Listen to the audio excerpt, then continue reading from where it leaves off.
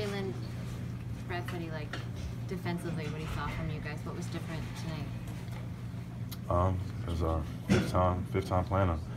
We wanted to make it tough for him. To be honest, we wanted to limit in transition, and I think we did a pretty good job of that. Pretty surprising, Brad going with Semi there. What did that do for you guys? It made it a little bit easier for us because we could switch. We had switching groups. Me and Al could switch. Me and Semi could switch. Morris and Al, JT, we're all the same size, so that made it a lot easier for us. What did it take to close this team out tonight? Just the defensive mindset. You know, limit them, keep them over 100. Come out, execute on offense. We still have a lot of room to grow on the opposite side of the ball. Defensively, we did outstanding, but offensively, we can grow a lot. We missed a lot of open ones. What kind of a boost did Marcus give you to? Tremendous. We welcomed him back with open arms. You know, what he does defensively, you know, see some of those crazy plays, like he's getting up there with Giannis, and the one in the fourth quarter where he comes up with the ball.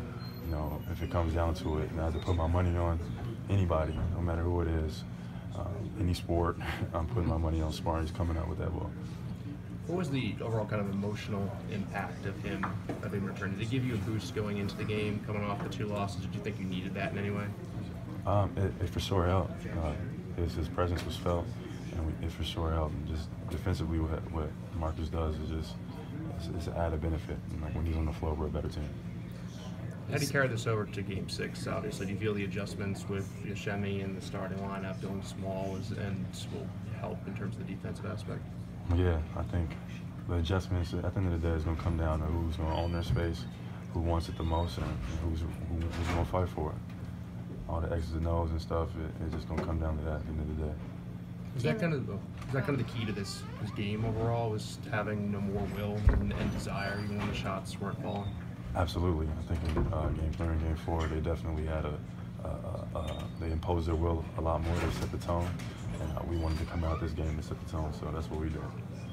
Defensively, we want 5 guys on the string, but that starting lineup had played all of 11 minutes together this season. How were you guys able to make that work? It's the playoffs, baby. Where amazing things happen, so we just pulled it together, execute the game plan, and came out with the W. Is there anything about, game, you said played them 5 times, now Game 6 going into Milwaukee, anything about taking the history, the series to changing your mindset? Nah, no need to change your mindset. For what? We came out and did exactly what we needed to do tonight, so we got to have that same type of mindset and just carry it over. We can't, when the crowd gets loud or when somebody misses a shot, we can't get discouraged. We got to have that same confidence whether you make it or you miss it. Do you still find yourself learning, about this team, what this team can do? It's obviously it's pretty much a must-win game for you guys. So you find yourself reinforcing things about this team and about the ways you guys can win? Yeah, you learn something new every day with a team like this. We got a lot of potential. We got a lot of people who haven't even reached their peaks, and just more and more stuff is just coming out each and every day and each and every game, and just it's kind of cool to see. It's kind of cool to see when we get into these situations and JT shows up and Terry shows up, especially from the young guys. Shemi starting lineup today. It's pretty cool. This is the 9th time you guys have played this season, including the regular season. Are things getting a little chippy? You guys sick of looking at each other on the sideline? It's playoff basketball. If it wasn't getting chippy, something would be off. To be honest, it's supposed to be like that.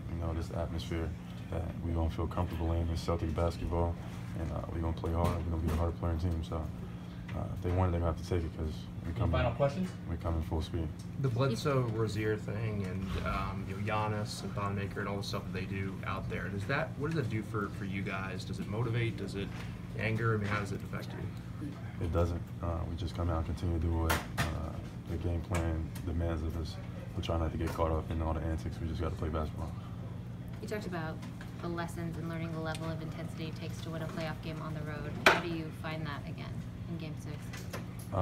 I think we found it in Game 4. We just got to bring it back in Game 6. Just come out, play hard, and execute and own our space, and we'll be fine.